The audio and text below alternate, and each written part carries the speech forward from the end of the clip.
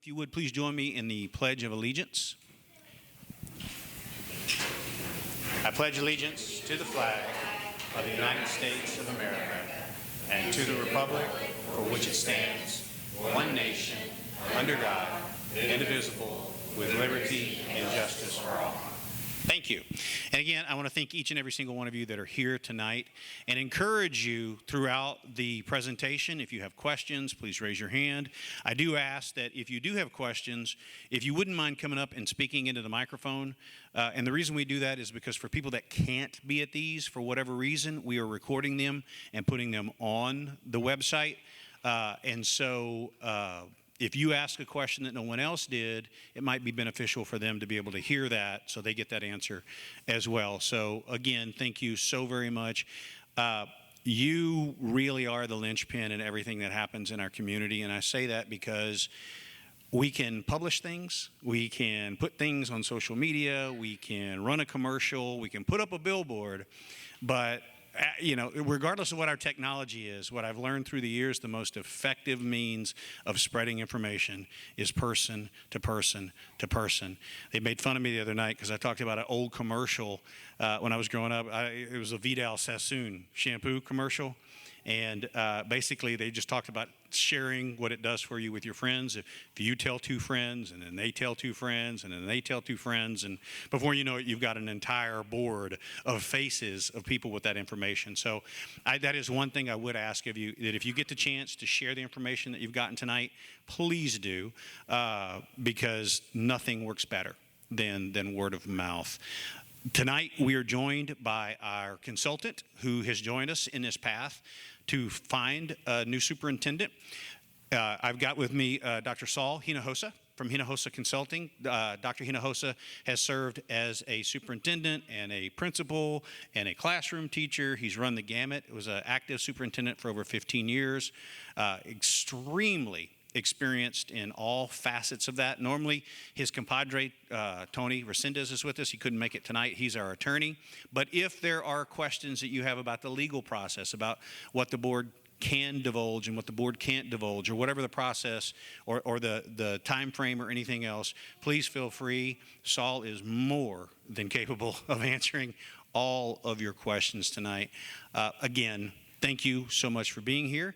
And with that being said, Saul, it's all yours. Thank you. Do we have a clicker? Oh, you could just swipe up, sir. Oh, okay. Yes, sir. All right. All right. Thank you. Again, I'm really happy to be here. I know we've done several community meetings, some yesterday and some today. But again, Saul Hinojosa, I served as superintendent in Somerset ISD for 15 years. And I'm originally from a small town in South Texas, Freer, right? So you like deer hunting and rattlesnakes, that's the place to go. But we're here to discuss the new leader, the person who's going to lead the school district, all right, and take us to new heights. And my job, of course, is to get and recruit as many candidates as possible to vie for this position. And again, we have, Victoria ISD is a coveted district, and I'm really excited by the amount of interest that we're seeing here, okay? So one of the things the board did in this search is that they asked for community involvement, all right? They want to hear from you, all right, to see what your thoughts are, what your comments are, and what you see as a vision for this district and the next superintendent. That's something that doesn't happen everywhere. Many times, searches are done without the input of the community. So again, kudos to the board here for saying, hey, we want to hear from the community first to see before we make any types of decisions, okay? And again, I just want to note that I do speak Spanish as well, so that after or the conclusion, anybody who wants to discuss in Spanish, I can talk to you and discuss as well. So when we talk about the search, I want to start out with the timeline, okay? To give you an idea where we are, where we're going, and what the thought process is. So on September the 5th, right now the application is open. We have advertised statewide, nationwide, and on the district website as well. And the idea is on October the 2nd and 3rd, we are going to start the interview process. One of the dates that's missing there is September the 17th, which is when the board will actually review all the applications. And again, my job is to get as many quality applications as possible for the board to review, and then they will decide how many individuals they are going to interview. Normally, we interview 6 to 8 during the first round of interviews. After that, we will go to the second round. And at that point, we normally interview 2 or 3 individuals where we're learning more about those candidates. And then on the 17th, we're going to name a lone finalist. And when you name a lone finalist, then the district has to wait 21 days before that person named as a lone finalist can actually be offered a contract. So our goal is to have somebody here at the start of January 2025, okay?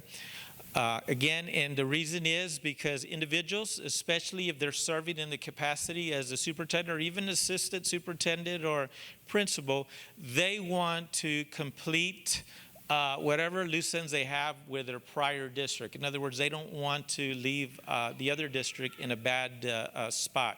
So the idea is to start fresh when all the kids and students come back during the second semester sometime in January, okay? So now what we're going to talk a little bit and is about the profile. And this is where you as community are going to have an opportunity to provide input on, okay? So this is a very generic posting that we have. And I call it generic because what we're trying to do is cast a wide net to get as many applicants as possible, okay? We don't want to constrain ourselves and limit ourselves because the more things that you require when you look at the credentials, it limits the amount of people who can apply. Now, I do want to talk about the non-negotiables that the board has put in here. First of all is you have to reside in the district. The idea is that we want somebody who's vested in the community, lives here, is going to bring their spouse here, is going to enroll their children here, and be involved in whether civic organizations, shopping, going to church, all those kinds of things. Somebody who is committed to Victoria ISD. The other thing that is required, you have to at least been a teacher, right? Somebody who's walked the walk in those shoes as the other employees as well, especially in the teaching field. So again, there are some districts that have hired individuals outside that field, but in talking to the board, hey, we want somebody who at least has experience in education and has taught. The analogy I'd say is if we go see a doctor, imagine if you had somebody in construction and you're going to go see them, right, to operate, right? We wouldn't feel very confident at that point, right? So that's the idea. Secondly, we want somebody who is at least been a principal, okay? We want somebody who's at minimum led a campus. How can you lead a district if you have not led at minimum a campus, right? And been successful, again, in leading that campus as well. And then the other thing was that you have to have a superintendent certificate, okay? So, or a Texas superintendent certificate. So if I live in Florida currently, that does not exclude me from applying if I do have a Texas superintendent certificate, okay? Because they are individuals who maybe began their career here, left for opportunities, but want to come back, right? So again, as long as you have that Texas Superintendent certificate, then you can apply. It doesn't matter where you reside, okay? Everything else is preferred. Doctorate, okay? Many superintendents have doctorates, many don't. All right, but we've seen when you look at the state of Texas as a whole, many successful superintendents across the states are not doctorate or don't have their doctorate degree. So we didn't want to, again, exclude those individuals. So that's why you see preferred. Also, experience as a superintendent is preferred. There's been everybody needs to start somewhere, right? So there's been some great superintendents who maybe were assistant superintendents or principals before taking the helm and had great careers, right? But they have to have that opportunity. I myself went from a principal to superintendent. So again, it happens, right? You see that in several places. Administrator experience, of course, as we spoke to, and then maybe some experience with finance. Okay, today, and by today's standards, finance is a very tricky thing where when you look at the finance in Texas, it's a very difficult task to understand, right? It's worse than a regression formula when you think of statistics, right? So we want somebody who has an idea of finance in order to plan for budgeting and how it works so that the district can continue moving forward in that aspect. So that is the profile, okay? Again, we want somebody, hopefully with all those traits, right? Somebody who, as I always mention, can walk on water, right? But there's only one person that we know of that has done that.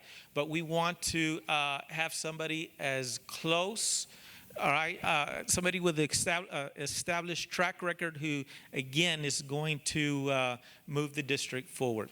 So at this time, I'd like to hear from you guys what your thoughts are, okay?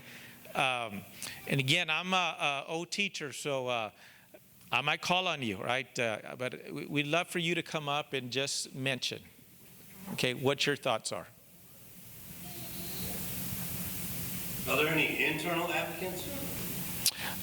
There possibly can be some applicants. They are not excluded, so we're going to welcome everybody to apply, okay? Whether internal or external. Are we looking internal or are we looking everywhere? We're looking everywhere. Okay, we're looking everywhere. That anybody who's going to be a good fit for this district. Okay.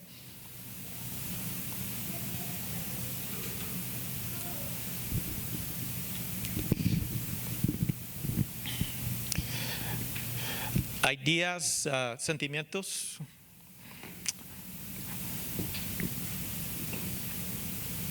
I'd like to say something. Yes, ma'am. Absolutely. Yeah.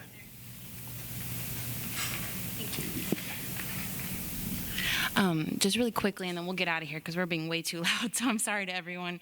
But just wanted to come and share just two thoughts. I think there's been a lot of work done over the last 5 or 6 years to create some really robust long-term plans that included community support and community input. So I think for me, it would be important that the new superintendent come in and try to utilize those plans and not start from ground zero and not start from scratch.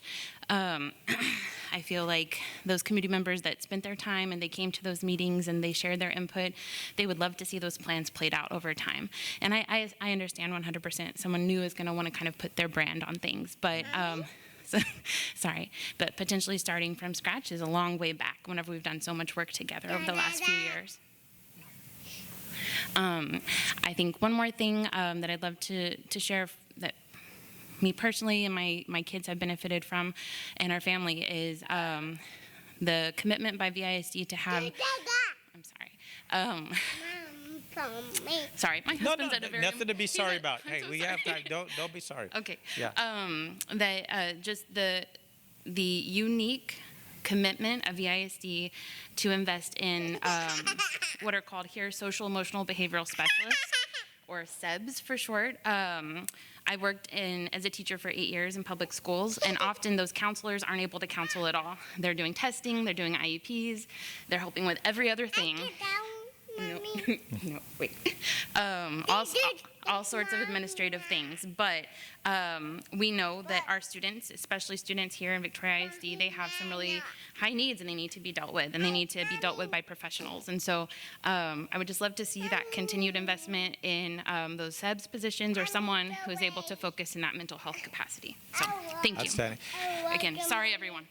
No, nothing to be sorry about. Thank you. Sure, absolutely. It goes back to what VI's need, and it's probably more for the board. Are we still gonna do the degree plus?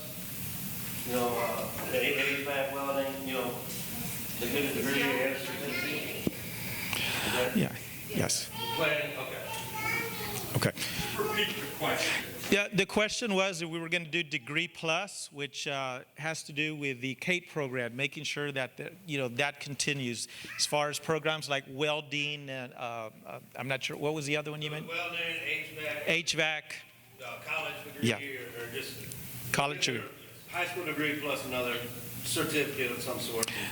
I just want to make sure that doesn't go by the wayside.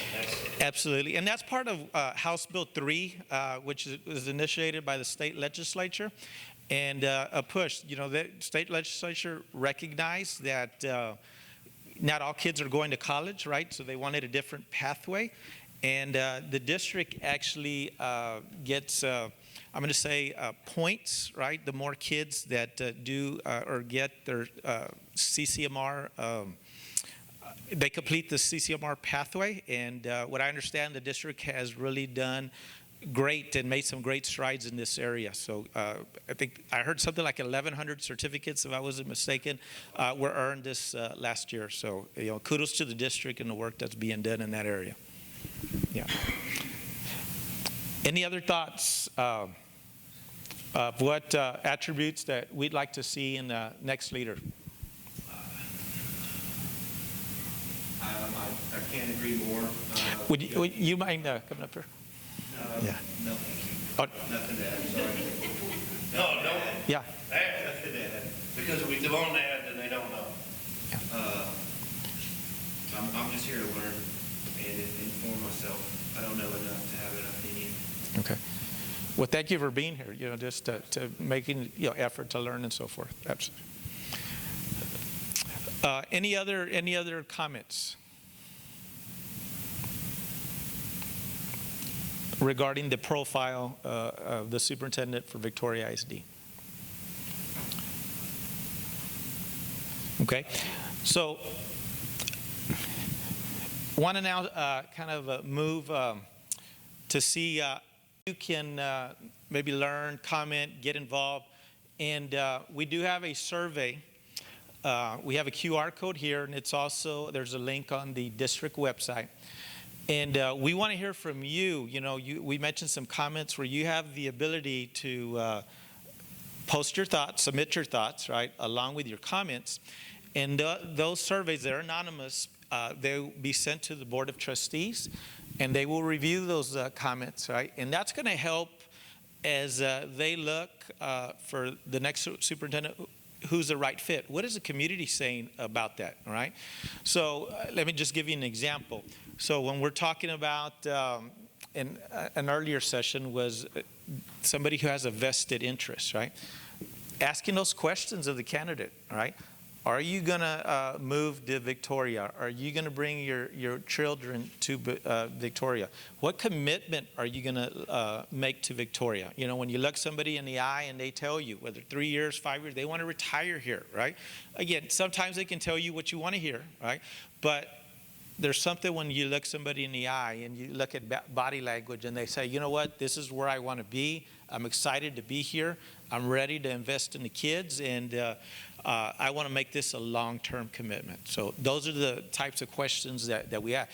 Might ask them what experience they have with safety. If that's one of the comments, that people are concerned about. CTE, you just mentioned, that would be a perfect question to pose to a candidate. What experience do you have with CTE? Tell us what you know about it. What kind of programs have been successful? These are the ones we have. what do you see as potential courses that we can offer our kids in order to grow in our CTE area? Okay, so that's where you guys come in. Okay, where we need your comments, and we'd like you to submit it again, whether it be a QR code or go online and on the link. Okay. Already done. Thank you. I believe we were up to like 420, maybe 421 if you, with your comment there. All right. Any other comments? So again, we're going to be, we got one more community meeting at Vickers this evening at 7 o'clock. And then on Monday, we're going to be at Mission Valley. Okay, so if you want to learn more, gather some more information. It'll be the same presentation, but again, you get to hear some of the comments that individuals are making. I'm also have attended some meetings with civic organizations like Rotary. I'm going to be talking to Lions, Kiwanis. So we want to make sure that we turn every stone, right? We reach everybody to gather as much input as possible. Okay. So if you don't have any other questions, Mr. Mercer, if you want to close. Thank you, Saul. Appreciate you. And I do want to, again, stress how thankful we are that you're here and the importance of sharing this information with other people in our community. If you're in the process where you're learning along, I highly suggest going back and maybe looking at some of the others that have been posted on. None of them are longer than an hour that we've done so far, because there may be questions that pique your interest at that point in time. But that's the kind of feedback exactly that we're looking for. When you talk about our what we call the AND here in Victoria, they graduate with their diploma and industry-based certification or enrollment in the military or whatever the case may be. That's exactly the kind of stuff that we want to hear. I mean, we want to hear it all, but that's exactly the kind of stuff that we want to hear, because that tells us that is important to our community and that needs to be brought up and talked with whoever the candidates are through the way. Again, thank you so much for being here. Continue to be that conduit of information. There are a couple of people that I do want to thank as well. Ms. Hill and her staff here at Hopkins for opening their doors to us.